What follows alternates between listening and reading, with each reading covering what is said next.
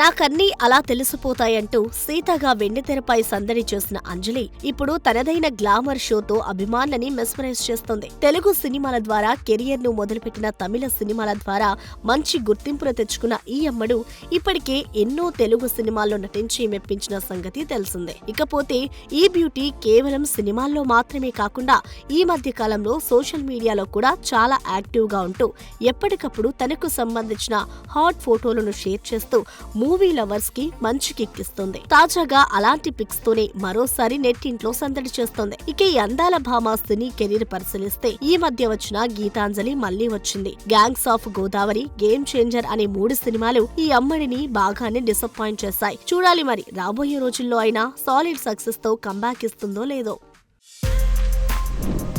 For more videos like this, subscribe Big TV channel.